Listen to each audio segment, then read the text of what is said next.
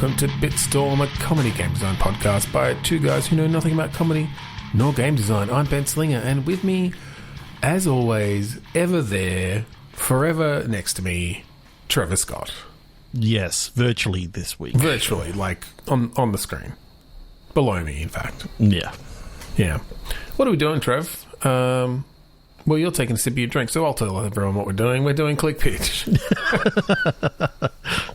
This is a game where we each have a random word generator in front of us, and on the count of 3, 2, 1, click, we're going to get a fresh set of words, an adjective and a noun each. We're doing our ramped up Click Pitch, and we're going to jam those words together into a game design of some description. Yes. That sounds great. We've done it. We've done it so many times before. Many, many times. This is episode 313. Yeah, 313. Good old palindromic episode number. Gotta love them. There's not many left.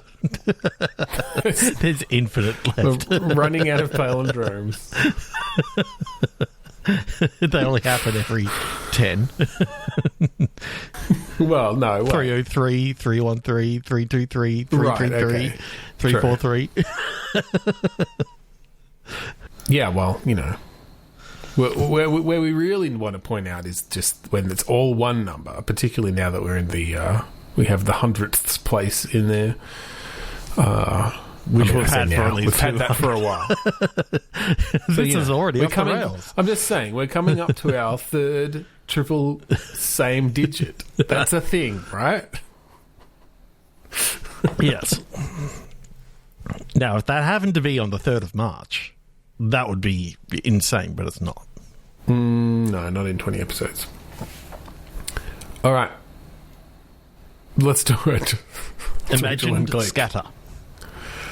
Jet lemon. Ooh, jet lemon. Yeah, I liked that one. I saw it. Jet lemon. That sounds like a name. I thought that maybe, yeah. Maybe it's because it sounds like Jack Lemon. Yeah, but Jet Lemon. Jet Lemon? The son of Jack Lemon. the son of Jack Lemon.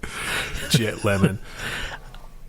What was Jack Lemon in? Grumpy Old Man? Yeah. Is he one of the Grumpy Old Men? Yes, and Grumpier Old Men.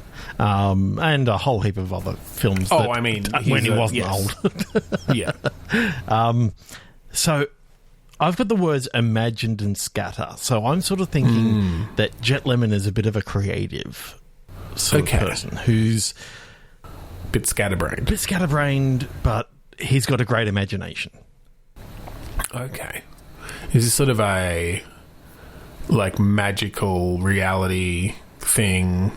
Jet Lemon, imaginary detective. So he can, visualize what actually happened in a murder or something like that.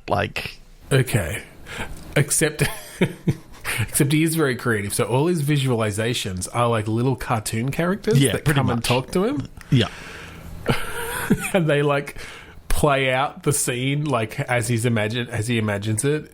He's just like, hey, you there, rabbit. You be the murderer. Yeah, exactly. I was trying to come up with a fucking cartoon name. You there, Robbie Rabbit. Here, take this shotgun. Now, aim it at Jimmy the Ferret. Stand over there. All right, now no, a little bit higher. Okay, and pull the trigger. Just like a cartoonish blood splat on the ground matches up exactly with the actual blood splat that's there. It's like, yes, that's it. It was exactly rabbit height. The murderer was sitting at rabbit height, but cartoon rabbit height. So it's about 4'11". Yeah. There's something there. I love the idea of a 3D world, like a nicely rendered 3D, probably first person, I guess, to make it kind of make sense that it's within their mind, but in a very Roger Rabbit-ish style, these 2D cartoon characters that are in the world that only you can see. Yeah. And, yeah, I know there's something there about, it's to help you visualize oh, what if, the murderer was actually standing here? And it's like, then you see the blood splatter. I was like, oh, that's not quite right. And then you can move them around a little bit more and try it again. And you see it's super gory and, going all over the wall. It's like, oh. No, I like that. I like that they're basically, recreating whatever the crime is. And you can have it be these little set pieces. So it's like, okay, you're doing, the shotgun murder. And you've essentially got these different characters to choose from, and you can change them out. It's like, oh, that doesn't quite match. Okay, Big Bird, because I'm just going with an actual character. You stand there. Okay, it was definitely a tall person who shot them, because... Well, that's closer, but it's still too tall. Like, hey, Rabbit, how about you stand on top of Jimmy the hamster? Just slightly. just getting it up by, like, 4 fucking centimetres or something. But you could also have, like, a pickpocketing or something, or, like, a hold-up where, you've got security camera footage, but you couldn't see their face or something, and so you're, I don't know, you're matching mannerisms, and so you're telling... Yeah, you're telling fucking Jimmy the hamster to come in and but act like you've got a bit more swagger or something. Like you're sort of giving them direction almost. Yeah. To then try to match them up against You're maybe a bit your list small of there, suspects. Jimmy. Can you get up on these stilts and come in, still looking suave, and it's like coming in with these massive wooden stilts. And Somehow that's correct. It was actually... like a child on stilts or something. With like 2 children on top of each other in a trench coat. That's why they had childish ways of talking, and why they were, why they were wobbling all over the place. It really was that whole thing of 2 kids in a trench coat. Wow. Yeah. And their pet hamster. Yeah, that's cool. There's some fun stuff you can do there. I think just the characterization then of all your different, you're coming up with these very archetypical cartoon characters. Mm-hmm. You've got your Bugs Bunny analog and your Daffy Duck or whatever, and Tweety Bird, all your different ones to play with. Or if we can't get the rights, then you've got, No, I just mean you've got their equivalent. Their equivalent, yeah. Okay, 3, 2, 1, clickety-click. Click, click, clickety-click. I said a click, clickety-click. I said a click, clickety-click. 16, laughter. Hurt, jury. Oh, jury. In this court case, there are 16 There's 16 people, jurors. 16 jurors, 12, and 4 backups. Right. That may be called in. Okay. Laughter. It's a clown who's on trial. Yep. And he hurt someone. Oh, viciously. Yes. Viciously. I mean, clowns are... Yeah. Hurt kids. Yeah. But by running over them with like a clown car sort of thing. Yeah, by squirting them in the face, but it was acid. It was beer. It was acid. I wasn't going to go quite that far, but we can do. Okay, so clown on the stand. Yes. Are you the lawyers in this case, or the judge? No, the judge probably doesn't have a lot of gameplay. No. I don't want you to play as the clown. And I don't want you to play as the jury. No, I think you're sort of managing the jury in some way. What if you were the bailiff? Who was also having to deal with, like, the job of making sure that the jury's actually got, food, that they're not breaking the rules and all this sort of stuff. And they're kind of like... Well, they're just kind of little kids. That, they're always... Just kind of use that as the background of then telling the story, almost. Yeah. So I think the bailiff, he could have, a bit of stuff going on, and maybe there's someone who's trying to, like, contact him and get him to, like, look the other way when the jurors are in their right. room and all this sort of stuff. Okay. I do like the idea of kind of playing it out in these different segments of, like, pre-court where you're bringing jurors in or like making sure they're, and particularly on the first day you'll have a section of jury selection, and maybe there's some influence you have there. So maybe the first thing that you got to do, maybe the first thing that you got to do is wave the wand over them, like to basically make sure that they don't have any weapons or anything. But if you did a shitty job, like, and one of them turns out to be the parent of one of the kids, and goes and attacks the clown, you're in deep shit. Yeah, I mean, I'm getting a Papers, Please kind of vibe, but in a more interactive sort of way, I guess. Yeah. Just in that you play out the day. So I think, you have that pre-court thing. If you do it right, it's uneventful, I guess. Or, like, you just get more of the story. You get a bit of the court case. You get, like, the key parts. You get the opening arguments. You get some testimony. And then, now it's your job to, like, file the jurors out to the jury room or whatever. And then you hear some of their discussion. There's maybe stuff you can be doing in the meantime because you are getting food and drink or whatever, but maybe there are conversations that you can kind of change in some way or have an effect on. Why am I thinking that this has to be VR? Like, there's something about, like, oh, I've got to get this person's coffee order right, because it turns out that you're also, like, you're there you've got to do all that work, and then you've also got to make sure that the I don't think it's out of the question for the bailiff to be bringing the food and stuff. And it turns out that he's like a world-class barista, and he's got his coffee set up, and he doesn't like anyone touching it. I'm almost thinking then you go a bit more comical with it, almost a job simulator esque thing where a lot of it is just around these huge piles of whipped cream and depending on how well you do them, it affects this very serious court case. Very serious. So, like, if you got juror number 7's coffee order wrong, then they're pissed off, and they may fall asleep and miss. Oh, there you go. Yeah, like this is the worst part about it. Like, you've got to keep the jury awake. You've got to make sure that the witnesses arrive when they're supposed to, and that they put the correct hand on the Bible. Like, you got to make sure that the correct hand is on the Bible. Yeah. And you can go other hand is to take this a little bit further.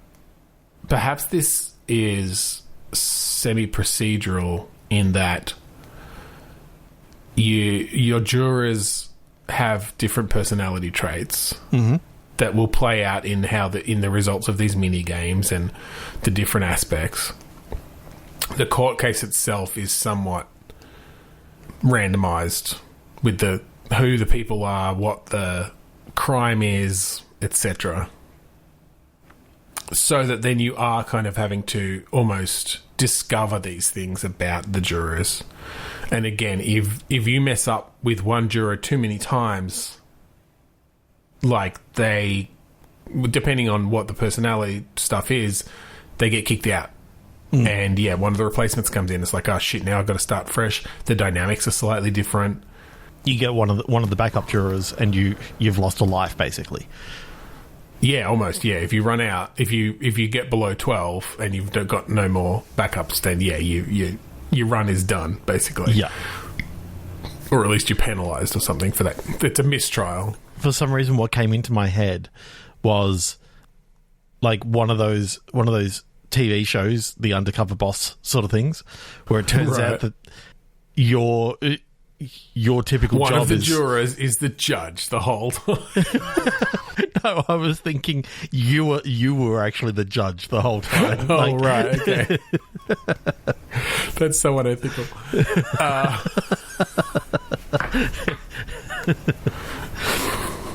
How does that work? Because then who's up the front? It's just like it's the janitor, the doorman or something. You just pulled him up there as a stand-in.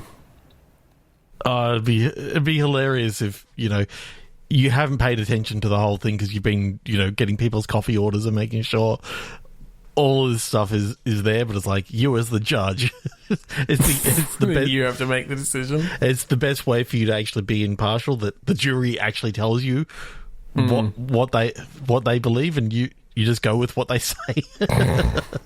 You're like, well, that motherfucker made me redo his coffee 3 times. I'm not going to listen to him.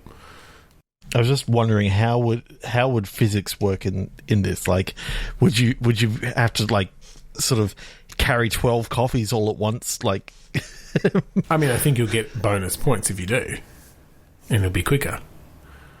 All of these words are coming up as, like, it's all law and order all this time. Because I got frivolous murder. Okay, this is a very murder-heavy episode.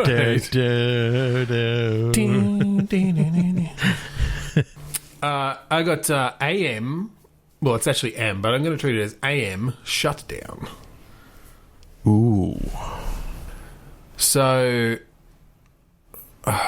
before you had murder, I was thinking of some sort of like machine or robot or something that shuts down in the morning or whatever. Like there's a certain time in the morning that it shuts down. Ooh, okay. But they've shut down an entire city block. Okay, because of this murder that came out of nowhere, but they lost track of the guy who did it. And they know that he's within the city block somewhere. All right. So, okay, here's the thing. Because let's lean into the law and order. Mm-hmm. How would we make the best law and order game? I mean, we've kind of already done it with our first 2 games. Mm-hmm. Jet Lemon on the case. But, no, I'm sort of thinking, how do you bring those law and order tropes and that real feeling of walking the beat, going from person to person to find and piece together the information of this one crime? Is it that you do just set it on that city block? Yeah, I think you set it on the city block, and it's all about casing the neighborhood, finding out like what people saw, and it's kind of a where in the city block is Carmen Sandiego, so that you can ask the question and find out, oh, okay, I saw someone run by here a little while ago. They were wearing, green pants and a red jacket. And it's like, oh, that gives me a little bit of extra stuff. Yeah, you're basically narrowing it down, and then you find a red jacket in a garbage can near... just around the corner from there. Yeah, it's like, okay, they were here, and you're piecing together a timeline, and you talk to someone else, and so I think because of the word frivolous, it sort of says that it's not a serious murder for them. Like this is it's just another day on the streets. It's just another day on the streets, except this time they happen to kill someone who'd already been the suspect in these other murders, and it's sort of like, oh, okay, then so they just don't care. They care. Well, I think maybe the frivolousness. I mean, we could just ignore the frivolousness. No, we could if we wanted. I think we because I think feel we like just that or something else is frivolous. Because I kind of like this idea of again. You got to determine what of the interviews that you've done, what's the frivolous information? What's the stuff that is of no use to you? Yeah, I think there is a matter of, because that's really interesting to get conflicting information of some sort, and then almost having to judge on the character of who gave it to you. It's like, well, who's more trustworthy here? Does any of them have a motive to lie? And then you look out and you go, why are we only talking to all these people in the houses here? You turn around and there's gridlock traffic everywhere, and it's like they're all witnesses as well. and or in all the cars. And they literally have a reason why they want to get out of there.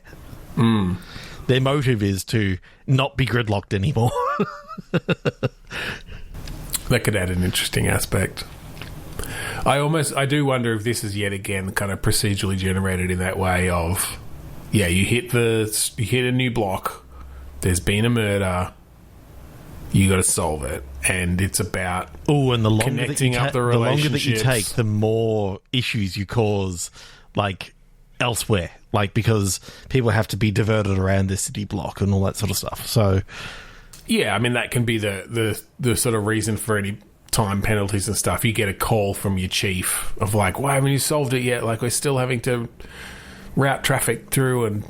We're still dealing with the 2 murders that you haven't solved this morning and failed this morning from your previous 2 runs on the game. We can only keep this block shut down for so long. Yeah, I really like it.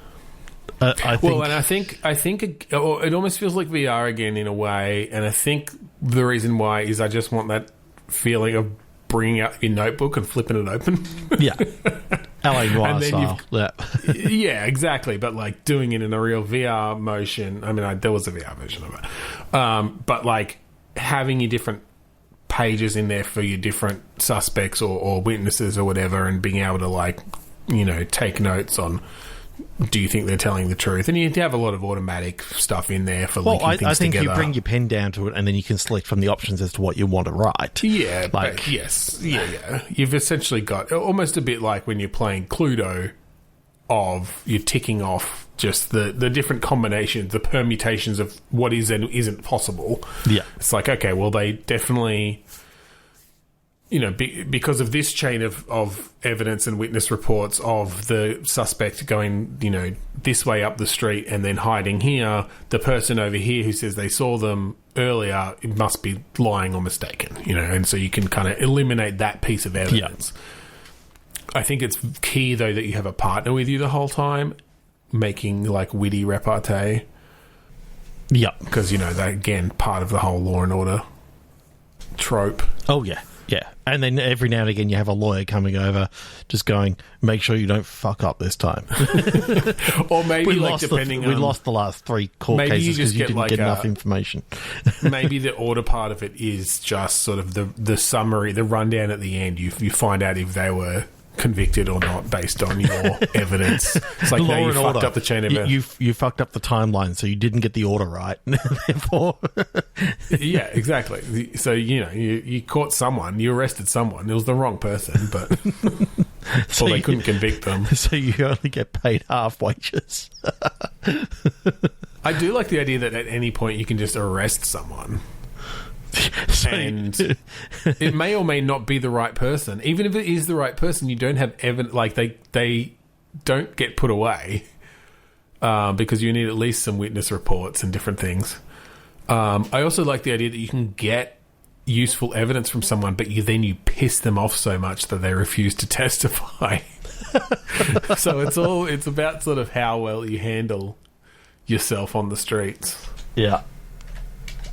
Yeah. Love it. Okay, 3, 2, 1, clickety click. Willing force. Motor. Solo.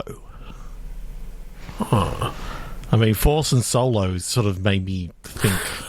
Oh, yeah, that's a bit Star Wars, isn't it? And motor. Is this like it's a game? It's like the car mechanics. I was thinking Car Mechanic Simulator Star Wars edition. That's pretty good. That almost is the whole idea by itself, but it would be a good idea. Like, people would absolutely play that. You get Star Wars vehicles coming into you. That's almost just DLC. I mean, literally, an X-Wing parks in front of you and you notice one of the engines is out, and so you open it up and you get to sort of clean out. And let me put a bit of a spin on it so that it's not purely like the full, like just the gameplay of Car Mechanic Simulator. Okay. I do like some of that. It's got a story mode. I think there is a story mode to a degree, but there's also, what was the fucking game? Damn it, I can't remember. There was a game in the 80s where you would buy cars and then you'd race them. Was it Hot Rod? Yes.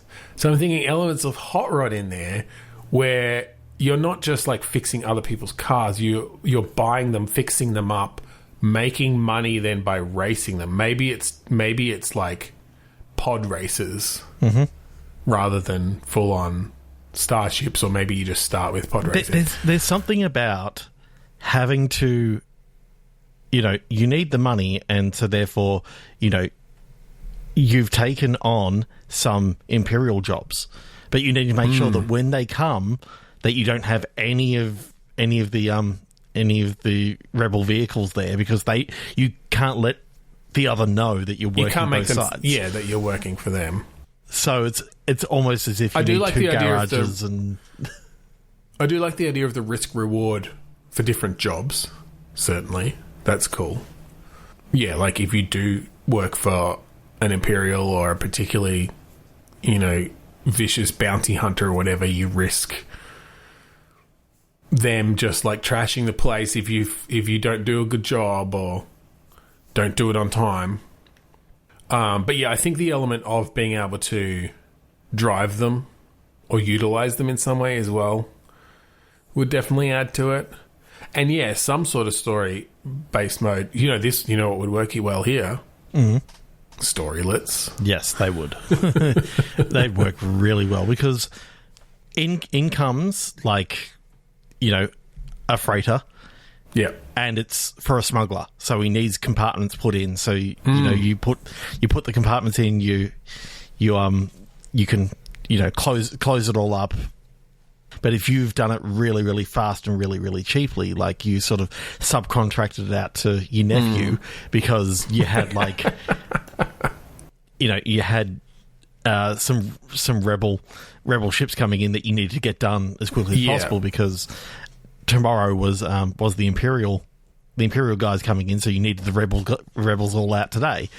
Well, you've just now fucked up, and your nephew has basically allowed the smuggler to get caught by the Imperial blockade.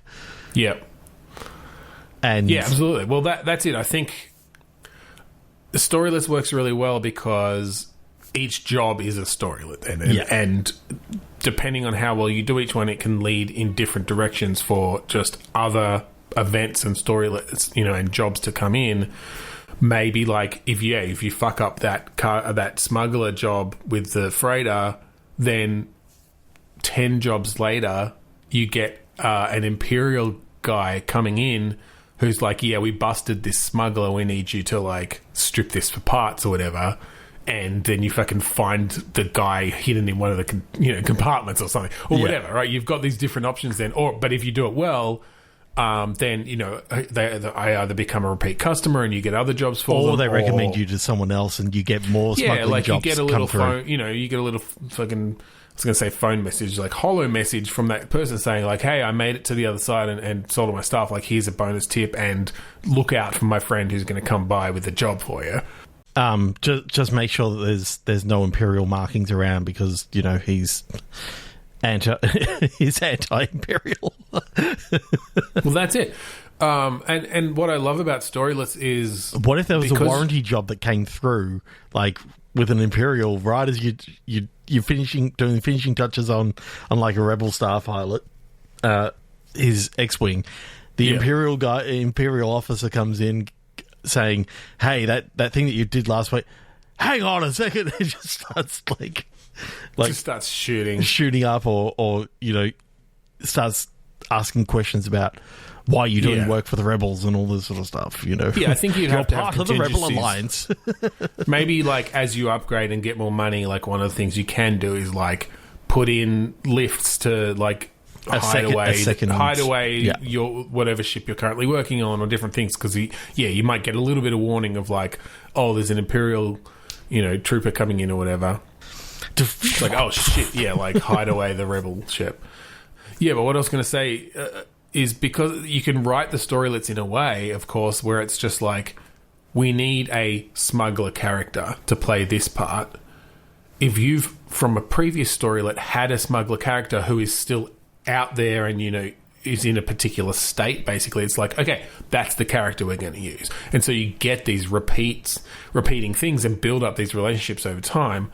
and it might even be, okay, for this storylet, we need a smuggler character who you are in good standing with. And so that job will only ever come up if you've already worked, if you've done a previous storylet with just, a smuggler where that wasn't one of the requirements, that sort of thing. But it lets you then bring in that depth, which I just love about storylets. So I want to add one little thing to our character. He is a force-sensitive user. Yes. Mainly because I'm thinking, again, this is VR and he can just force grab a tool across. Yeah, definitely. But he can't do it in the presence of like any of the groups, because they're going to try and like move him towards their team. Right. It's like, you've got force powers. I must tell, Master Skywalker, or I must tell, we must tell the Emperor, or and then you're bringing down more things on yourself, and that's an interesting thing to sort of limit your abilities around different types of people, because there are implications there, for sure. And of course, bounty hunters hate, Jedis / force users. So therefore, I think if anyone sees you using any of this stuff, they're just going to cause so much issue for you later on. Well, again though, with the storylets, it may not necessarily be that literally everyone creates an issue. It's that using the force in front of a particular person can branch off into a new storylet, or just open the opportunity for storylets later on. It's like, oh, this storylet there needs to be a character from the Rebel Alliance who you've used the Force in front of. And so they give you a call and they're like, dude, I saw you using the Force. Like, we need you for this special job. Only someone with Force powers can do it. And you're having to, like, fucking deconstruct a lightsaber or something, or whatever, to get the crystals out of it. Oh, that just opens it up for so many different things of you're now in your workshop and you're having to, move that aside and pull out the crystal and just hold it up in the sky and, de-twist something over here. And, exactly. Like put it in the containment field or something so that it doesn't... Oh my God.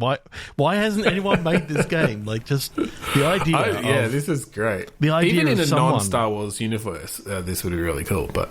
No, but this is just it being within the Star Wars universe adds that extra. Yeah, of course. And you could be fixing anything. Like, you could have droid repairs. You could have... Effectively, you're just the handyman. Simple things, I think, you're actually, sort of given some hints as to what you're looking at and that sort of stuff. I do still like the idea of occasionally going out on a mission sort of thing, a la a TIE fighter sort of idea, where, you've got to go here, pick something up, and then fly over to here. Well, and having to use those same skills, but it has to be, this is one where you're on a fucking secret mission for the Rebel Alliance because we're going to get you in close and you have to, like, take apart this shield generator and, insert something in there, insert a bomb or something. What we need you to do is go up to this Death Star that has had like this little metal plate put over the port, and you gotta undo it so that later on get your little laser cutter out and we can fire a rocket down there and explode this fucking thing. And look, I think all of the Death Star 3, the moment to moment gameplay, I think. Because, like, in those car mechanic simulator and stuff, it's really, it does it, most of it for you. It's like, oh, you've got the right part. Here's how it goes. Like, screw in some screws. It can be that same sort of thing. And you get a lot of value out of that, even just from, particularly in VR, I think. I've never done a game like that in VR, but, like, oh, where did I put that piece that I took out? Like, having just that ability, that amount of control of, people who are a bit more organised will make sure that they put all the pieces they need out in front of them, and other people will be like, oh, yep, yank that out, throw it behind me. Oh, shit, I need it again. Okay, look around for it, force it over. Yeah, use your force to bring it over. You hit one of your droids with it or whatever, and they make a little fucking comedic sound. And yeah, I love this. It's awesome. Oh my god! Like the fact that we're never going to get to play this game, nor make it, nor like. Honestly, I'm tempted. I'm tempted to do it in a Star Wars adjacent manner. You know. Yeah. It's not the Force. It's the Schwartz. It's the Schwartz. Well, I think we'll run into problems there too. It's the Vivid. I don't know.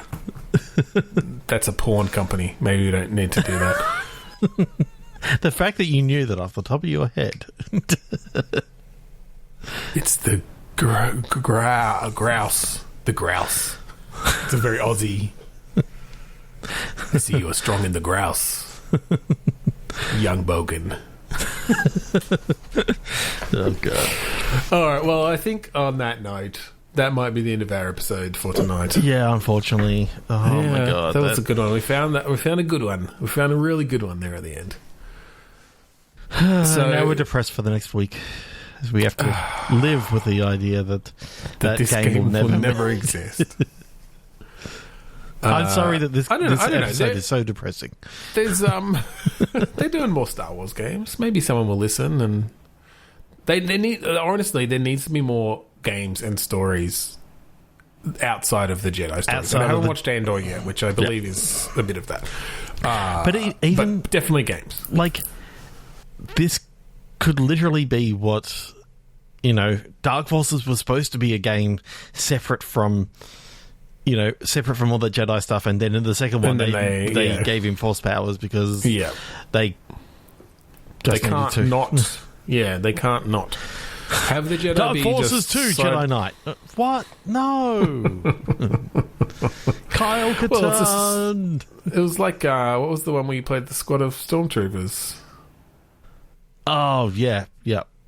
Fucking can't remember now. Elite Squad? No, that was Star Trek. Rebel. No, I can't remember. That's all right. I played it. It was I pretty remember good. playing it. It was good. Anyway, if you would like to find all of our episodes online, go to podchaser.com/bitstorm. They're all there, ready for your listening pleasure. If you like the song that we play at the start and end of each episode, that song is called Mount Defiance, off of the album Containment Failure by the band Kuradust. You can find it at kuradust.bandcamp.com. It's all free. And the whole rest of the album. Go and listen. So thank you again for joining us this week on Bitstorm. I'm Ben Slinger. I'm Trevor Scott. And I'm Jet Lemon, here to solve your crimes. Solved it.